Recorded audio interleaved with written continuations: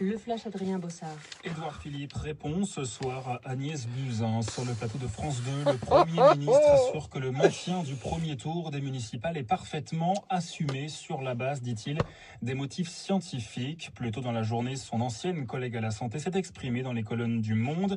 Elle dit avoir alerté dès le mois de janvier le gouvernement sur la situation. Encore une menteuse, estimant que les élections gauchiste, ne vont sans doute pas se tenir compte tenu de la situation sanitaire. Édouard Philippe qui dans le même temps encourage les Français à respecter respecter hier par Emmanuel Macron, à savoir rester chez soi pendant au moins 15 jours pour limiter la propagation. Minimum, hein, on n'a pas encore atteint le pic. Le combat soit gagné, explique le Premier ministre au premier jour. Bon, on va en parler, on va faire un petit point ensemble. Hein. Ce midi, des contrôles sont effectués par les forces de l'ordre. Des contrôles, 38 € et après 135 €. Hein. Ah là, c'est attention là. Bah, il y a du pognon qui va manquer dans les caisses, ça va bien falloir le gratter quelque part. C'est l'État qui va payer, hein, il l'a dit le gros hier, il l'a dit. Hein. L'État, bah, c'est nous, donc voilà, d'une manière ou d'une autre. Bon, bonsoir à toutes et tous, amis des réseaux. Hein. Ouais, bah il faut garder le cap, hein, on garde le moral. Alors ce soir au programme, donc on a mis confinement jour 1. Puisqu'avant j'appelais ça quarantaine, hein, J-2, -1, J0. Hier c'était le jour 1. Enfin bref, on appelle ça aujourd'hui le confinement total, jour numéro 1. Donc ce soir on va aborder les thèmes. Alors déjà je vais vous présenter ce qu'on a fait la journée. Hein, comment se déroule la vie à Dienay quoi. Oh tiens j'ai plus de batterie. Il va falloir que je démarre. Donc comment se déroule la vie à Dienay, hein, dans le secteur là, et surtout on va vous donner quelques chiffres parce qu'on a l'évolution est pas top hein, du tout hein, pour celles et ceux qui regardent pas les informations. Et puis alors surtout il y a une troisième, on finira par la rubrique que j'ai nommée rubrique les cons ça ose tout. Et vous savez déjà de qui on va parler hein, voilà. Ah, viens voir un petit tour quand même. Certaines grandes entreprises en danger et va débloquer dans un premier temps. Ils vont nationaliser, c'est ça que j'ai entendu. Putain. En fait, c'est un gauchiste le coronavirus. Ouais. Alors, donc, eh bien, écoutez, on va commencer par le programme d'une journée normale. Hein. Aujourd'hui, on s'est levé à midi, donc il y a eu... non, on s'est pas levé à midi, hein, mais on s'est levé, on a fait ce qu'on avait à faire ce matin. On a pas mal bossé dans le jardin. Et puis, bah, forcément, à midi est tombée cette mesure. Alors, ma femme qui travaille en télétravail a reçu des informations de son entreprise. Donc pour l'instant le travail est maintenu, mais a priori dans quelques temps il va y avoir donc une mise en chômage technique. J'ai ma belle-sœur qui elle a pris des congés, elle avait déjà posé des congés, donc voilà on s'organise comme ça. Mais effectivement on a discuté avec les voisins, il y a un peu de tout quoi, on sait pas forcément. Moi j'ai un voisin qui travaille dans un centre où il gère des personnes en difficulté, des personnes handicapées. J'ai aussi au téléphone un de mes potes qui travaille dans le secteur de l'éducation spécialisée, et lui donc bah c'est pareil, il est réquisitionné. Donc voilà, les gens sont plutôt alors pas trop inquiets. On rigole au téléphone, enfin on rigole pas de la situation, mais je veux dire on prend ça avec on peut le dire avec philosophie quoi. Je sais pas, je pense que c'est un peu pareil pour tout le monde. Enfin pareil pour tout le monde sauf pour celles et ceux qui sont malades, ça c'est sûr et certain. Mais donc voilà, on a fait beaucoup. Moi je suis ruiné aujourd'hui, beaucoup de travail dans le jardin pour préparer des bacs, hein, voilà, des bacs de permaculture pour celles et ceux qui voient ce que ça veut dire. Bon c'est un grand mot hein, mais voilà, préparer le jardin, on a lâché les poules et puis on a laissé passer la journée. Ce soir vers 17 h on a fait les devoirs. L'école des filles a envoyé un mail, et ce mail nous donnait en fait, elles sont dans 2 classes différentes. Donc du coup on a eu des devoirs à faire et puis on devra renvoyer des fiches. Voilà, donc c'est la vie normale. Hein. Bon, on passe le temps. Et puis y en a qui travaillent hein, quand même hein, malgré tout ça. Donc ça c'était pour la partie perso quoi. Voilà comment se déroule la vie aujourd'hui dans ce secteur-là. On est quand même dans une zone de campagne. Il y a déjà pas beaucoup de passages en voiture, mais c'est vrai qu'aujourd'hui on n'a pas attendu. On était dehors, il faisait beau. Et on entendait quand même de la vie de partout, dans toutes les propriétés qui entourent là, au loin, on entendait, voilà, les gens étaient là globalement quoi. Donc c'est assez je sais pas si on peut dire sympa, mais c'est assez particulier en fait d'entendre comme ça, d'être la journée alors qu'on devrait pas être là, où beaucoup de gens sont là. On a l'impression que c'est un week-end prolongé. Alors pas au niveau psychologique, hein, on est d'accord. Voilà, c'est assez particulier comme situation. Et puis plus on avance, plus les déclarations à la télé sont vraiment pas top, anxiogènes. Et nous on écoute ça aussi. On n'écoute jamais normalement les informations, on regarde jamais la télé. Déjà moi je la regarde plus beaucoup, mais en tout cas en mangeant ça se fait jamais. Et puis bah là depuis quelques jours on a pris cette habitude là. Bon, écoutez, les chiffres, on va passer aux chiffres parce qu'on s'en fout un peu de ce qu'on vit, de ce que je vis moi. Voilà, ça a finalement peu d'importance. Les chiffres qu'on a récoltés là, donc en Italie, 31 500, autour de 31 500 cas confirmés ce soir. Et donc ça fait quand même 3526 cas de plus qu'hier en fait. Il y a 2500 morts, donc il y a une augmentation de 16%. Donc ça fait 345 morts de plus. C'est assez, donc ça va être, d'après ce qu'ils annoncent, ça va continuer d'augmenter. Alors il y a quand même quelque chose de positif chez eux, c'est qu'on est à 2941 patients qui ont guéri. C'est ce qui est noté. Par contre, ce qui est moins cool, c'est qu'il y a 2060 patients en Italie, donc, qui sont encore en soins intensifs. Donc, c'est chaud, quoi. Au niveau du monde, les chiffres qu'on a, c'est 155 pays touchés. Alors, juste au niveau des gens qui sont testés, parce qu'en fait, on teste pas tout le monde, donc on n'a pas les chiffres. Mais en tout cas, par rapport aux gens qui ont été testés, il y a 200 000 contaminés et 7500 décès. Donc, ça progresse. En France, hier, on avait 6633 cas avec 400 cas graves et 148 personnes de décédés. Et donc, en 24 heures, on est passé à 7730 cas, soit donc plus de 1097 cas en plus. Hein. Et donc, on est à peu près à 700 cas graves. Voilà. Et 175 décès. Et donc, ils annoncent qu'on n'est encore pas au pic. Donc, je vais en parler juste après, là, parce que justement c'est le nom de la rubrique quoi. Les cons ça ose tout. Je sais pas si vous avez suivi les infos là ce soir, mais alors c'est du grand Mendes. Hein. C'est du magnifique. Hein. C'est du magnifique là. On est sur un level entre Édouard Philippe. Non mais c'est énorme. Ah, il faut que je vous dise ça parce que c'est là on peut rigoler. Ce que j'ai dit avant c'est pas drôle du tout, mais là je pense qu'on peut rigoler quoi. Parce que écoutez ça. Donc Édouard Philippe, on est en confinement, hein, d'accord? Donc on a vu un reportage mais lunaire à la télé sur France 2 là. Oh, on entend donc une policière dans la rue en train d'évacuer des gens. On aurait dit, c'est méchant pour les poissonnières, mais on aurait dit une poissonnière quoi. C'est un truc, je dis pas plus d'une personne dans le magasin.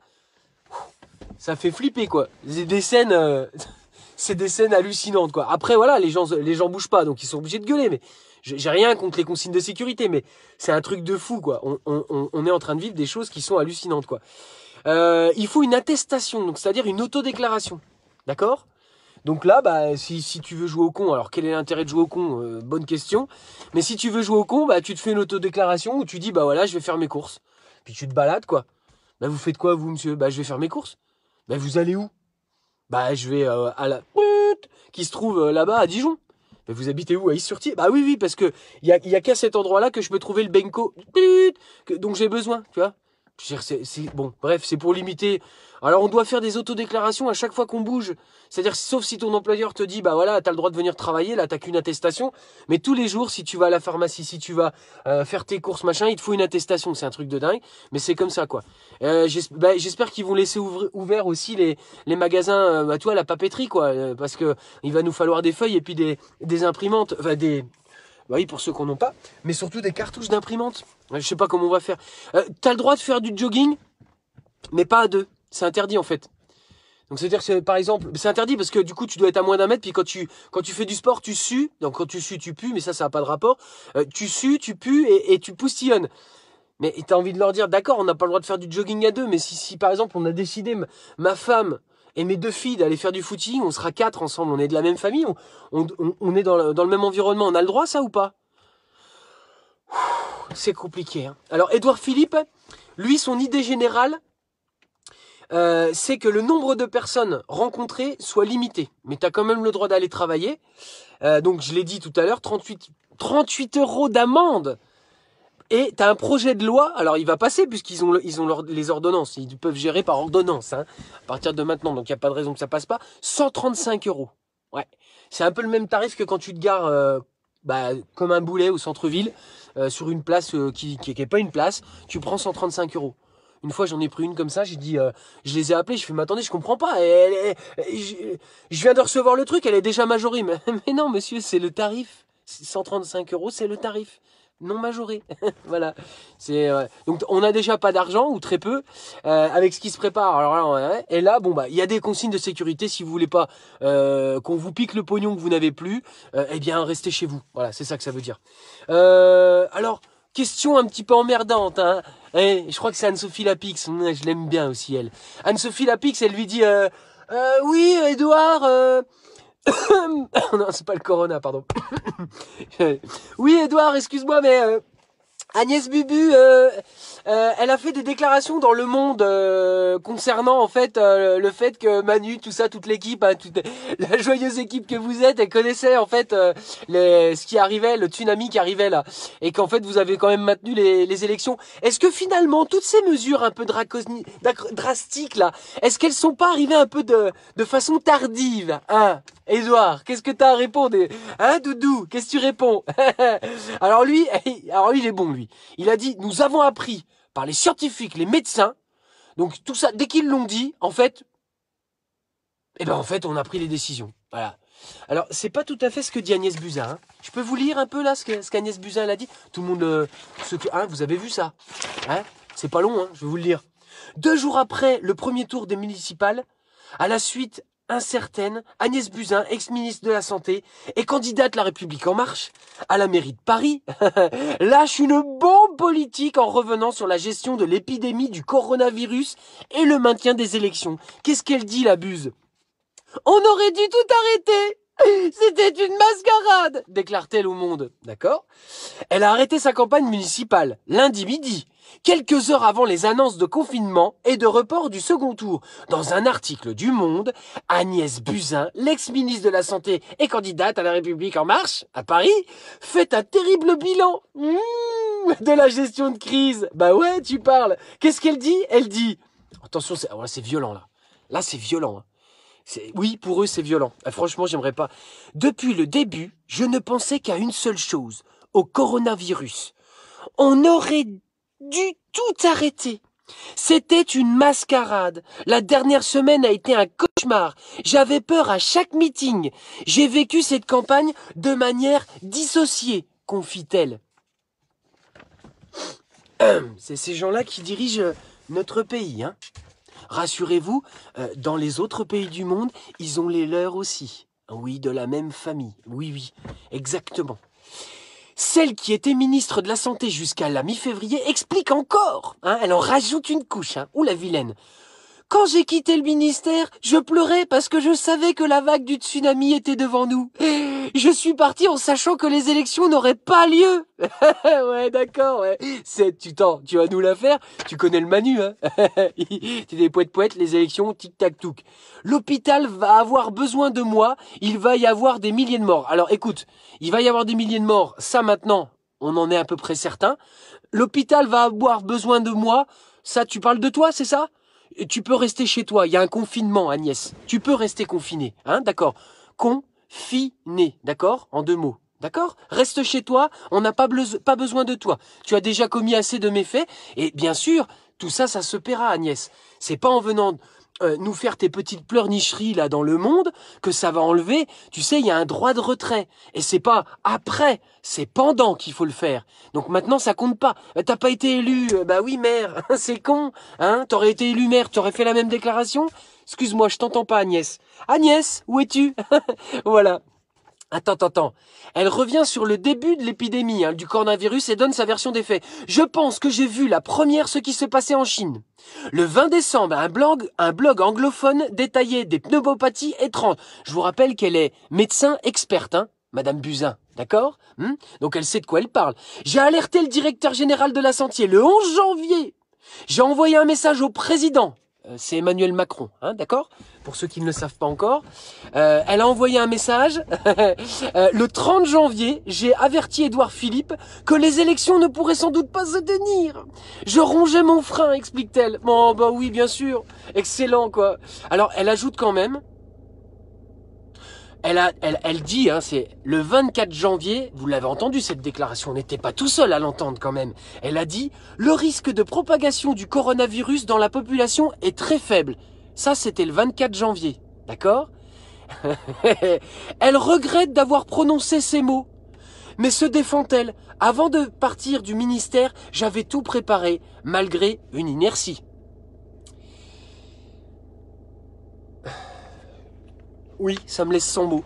Ça me laisse sans mots. Oui. Ouais. Les cons, ouais, c'est à ça qu'on les reconnaît, ça ose tout. C'est-à-dire que elle savait, ils ont délibérément laissé faire depuis le 30 janvier. Elle a dû dire, ça craint. Manu, ça craint ce qui arrive. Doudou, viens voir, faut que je te parle. Non, non, là, arrêtez, faites pas les cons. Ah bah non, je te le dis, là. Là, ce qui arrive, là, de... Non, non, c'est pas de la gnognotte, hein. Ah non, non, non, les gens, ils commencent à... Ça va arriver chez nous, hein. Ah bah ça, c'est sûr, comment tu veux... Non, les élections municipales, on pourra pas repousser-les, on va se faire... Non, non, non. À vomir, Becky. Ces gens, mais on le sait, hein, on le sait. Ça fait des mois et des mois qu'on dénonce. Des mois qu'on est dans la rue. Les gilets jaunes, oh bah là là, les alcooliques, hein, ouais, hein, les violents, les antisémites, tout ça. Voilà maintenant, vous le savez ou pas? Vous le voyez que c'est des enfoirés? Même elle, maintenant, elle n'a pas été élue, cette dame. Regardez, là. C'est elle, faudra s'en souvenir, là. Voilà. Et tous ceux qui vont avec, c'est de la même espèce. C'est des pourritures. Voilà, on a titré ce que je voulais vous dire. L'irresponsabilité de ces gens-là. Si, Lilou, tu mets no comment, on va commenter. On va commenter parce que c'est une catastrophe de voir des choses comme ça, quoi. C'est ces gens-là. Il n'y a pas de masque. Elle est médecin en plus. Elle sait. Elle connaît la situation. Elle connaissait. Et les masques, ils sont où les masques? Ils étaient où les masques? Les moyens là. Quand ils sont venus pour lui demander, Agnès, Madame la Ministre, s'il vous plaît, mettez-nous des moyens. Donnez-nous des moyens. Super quoi. Normal au feu la sorcière. Bah ouais, bah c'est pas par rapport à elle. Hein. Moi je m'en fous d'elle. C'est ce qu'elle représente, c'est tout ce qu'elle représente. C'est ces gens-là qui dirigent nos vies à travers le monde. Ouais, on en devient dingue. Ils paieront un jour, mais tu vas voir ce qu'ils vont nous mettre là. Nous, ben, je vais pas encore dire parce que c'est du même acabit que de dire voilà, on est gilets jaunes, on se bat dans la rue. Voilà, et ben on a été traité comme de la merde. Alors si je vais trop loin dans ce que je dis, on va me dire ouais, mais t'es complètement malade. On laisse le temps au temps. Voilà, simplement, on sait très bien que la catastrophe sanitaire, en France en tout cas, elle aurait pu être minimisée. Enfin, pas minimisée, c'est pas le mot, elle aurait mieux maîtrisé. Ils ont minimisé les risques au départ pour maintenir leurs élections à la con, là. Ça donne quoi aujourd'hui? Il va pas y avoir de deuxième tour, il est reporté? Mais comment on peut laisser faire ça? Comment on peut laisser faire ça, quoi? Alors, l'irresponsabilité. Oh, justement, on en est là aujourd'hui par manque d'investissement dans l'hôpital. Parce que c'est plus intéressant de faire gonfler le chiffre d'affaires des grosses boîtes. Et en plus de ça, c'est une question d'image. Parce que ça a commencé par le gouvernement chinois qui voulait pas, eux, donner les vrais chiffres et laisser croire au monde entier qu'ils savaient pas gérer. C'est ça le truc. Ça part de là, le mensonge d'État, il part de là. Et ça ce schéma-là, ça s'est répété partout. Et surtout en France. Voilà, parce qu'en fait, on est meilleur que les autres, à chaque fois. C'est bien plus facile de dire les autres, ils ont pas géré, ils sont nuls à chier. Bah ouais, bah voilà, résultat des courses, voilà, on a maintenu. Ah, voilà. C'est pour ça que sur toute la planète, c'est pas rigolo, hein, quasiment. Et après, il y a les petits bonus français, tu vois. Ça, c'est le top. On peut pas admettre que chez nous, c'est comme en Italie, tu vois. On a passé tellement de temps à leur casser du sucre sur le dos aux Italiens. Irresponsable économiquement, déficit inacceptable, la corruption des élites. Les Français vont comprendre qu'on ne vaut pas mieux. Et là, c'est foutu pour 2022. C'est ça qu'ils se sont dit. Ils se sont dit qu'on allait se dire, on allait se rendre compte qu'en fait le gouvernement qu'on a, tout le Parlement, une grosse partie du Parlement, les gens qui nous dirigent, qui font partie de cette famille-là, là, on allait se rendre compte que c'est les mêmes boulets, voire pire. Il y a un niveau de corruption. Le Transparency International, allez voir ce qu'ils pensent de la France. Hein. Vous allez voir. Hein. Je veux dire, on est très proche de l'Italie. Hein. La mafia, elle est chez nous aussi. Hein. Voilà, c'est ces gens-là qui dirigent. Hein. Donc en fait, on va pas décaler d'une semaine, quoi. Puis on va pas les annuler, ces élections. Bah non, non, il faut qu'on reste digne et qu'on montre qu'on a des... Hein, qu'on en a, quoi, tu vois, qu'on est des... Voilà, on est des winners, quoi. Voilà. Bah, ce qu'on a à dire aujourd'hui, c'est bienvenue en enfer. Parce que chaque jour de plus... Alors maintenant, ils peuvent mettre les mesures drastiques, hein. Bah, s'il y a eu contamination depuis une semaine et demie, 2 semaines... Mais le truc, il s'est propagé à une vitesse, alors grave ou pas grave, mais visiblement, il y a des gens qui meurent. Les chiffres, ils augmentent et on teste pas tout le monde. Donc, ça veut dire, voilà, criminel. C'est une honte de voir ça. C'est une honte. Moi, je suis outré, quoi. Je pense que vous, c'est pareil. De toute façon, ça va y aller de pire en pire. Hein. C'est sûr et certain. Ah, c'est pas possible. Ici, en tout cas, il y a un truc, ouais, c'est ce que j'ai noté. J'ai marqué, il rame le gros. Ah, je peux vous dire, vous l'avez peut-être pas vu, hein, mais au moment où Madame Lapix, elle lui pose la question à Doudou Philippe, là, je peux te dire qu'il faisait pas le malin sur le coup. Hein. Il a bien pris au moins 3 ou 4 secondes avant de répondre. Hein. Et ça a été long, son explication. Il a sorti les rames, hein, je peux te le dire. Oh. Alors après, il y avait les questions des téléspectateurs. Comment garder son travail. Moi, j'ai le droit j'ai le droit de travailler, ainsi de suite. Enfin, c'est lunaire, ils sont dans une gestion là, ils ont vraiment, on peut le dire, excusez-moi d'être vulgaire, ils ont fait de la merde. On est vraiment écœuré, non franchement, je pense que je vais couper, voilà, j'en ai assez dit pour ce soir, on garde le moral, on est combatif, mais franchement on est en droit de se poser des questions, vraiment, vraiment, vraiment. Et surtout on va se rendre compte, pour celles et ceux qui ne s'étaient pas encore rendu compte, mais qu'en fait, on se fait complètement, mené par le bout du nez médiatiquement. Les chiffres sont erronés. On est gouverné par des gens qui ne pensent qu'au pognon, qui préservent les grandes entreprises pendant des années, qui sabrent les services publics, qui défoncent tout et qui viennent ensuite jouer du violon en disant oui, le personnel soignant. Qu'est-ce qu'il a dit l'autre? J'ai noté ça. Non mais franchement, mais t'as envie de lui mettre le nez de... Oui, il a mis... Attends, faut que je retrouve cette... Le gouvernement sait la gravité. Mais ils sont... Mais si... Je sais même pas, mais c'est un truc de... C'est pas ça que je voulais dire, je me suis paumé, excusez-moi. Il faut maintenir... Excusez-moi, parce que voilà, je me reprends. Il faut maintenir tous les moyens... parce que le système de santé doit absolument traiter cette crise dans les meilleures conditions. Les meilleures conditions, vous pouviez pas les donner avant ? Vous pouviez pas les donner avant? Pourriture, va. Ça se paiera, ça se paiera. On doit absolument courber le dos. Et franchement, on doit s'organiser. Je pense que là, il y a du monde qui doit être... J'ai vu, il y a plein de vidéos, plein de lives qui se font et c'est bien. Faut parler, faut expulser tout ça. C'est super important. Faut parler tout.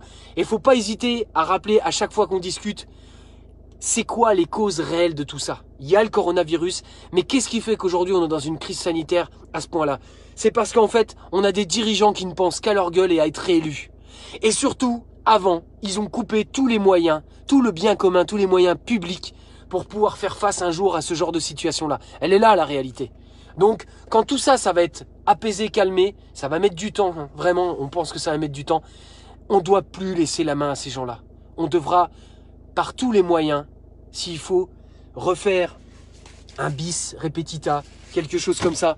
Et surtout, communiquer au maximum de façon claire, pacifique. Communiquer pacifiquement, j'ai dit, pour bien expliquer qu'absolument on ne peut pas laisser faire ça. Et que les médias sont dans le coup. Et il faut continuer ce qu'on fait. Et là, on a l'occasion de le faire par les réseaux, en parlant. Parce que de toute façon, on ne peut pas aller dans la rue. Donc comme ça, au moins, on n'aura pas une image de violents, casseurs, antisémites, tout ce que tu veux, tout ce qu'ils nous ont collé sur le dos. Oui, on part de loin parce qu'on a un gros bagage dans le dos maintenant avec ce qu'ils nous ont collé. Mais on a quelque chose à faire aujourd'hui et de nouveau se fédérer. Je vous fais des gros bisous. Prenez soin de vous et de vos proches. Allez bien tous vous faire aimer. Et puis, on se retrouve comme ça. Voilà, pour jour numéro 2. Hein. Voilà, confinement. C'est une super série, vous la connaissez? Une série qui s'appelle Confinement. Non, c'est pas Canal, c'est gratos. Voilà, allez, jusqu'à tant qu'on a du réseau. Je vous fais des bisous.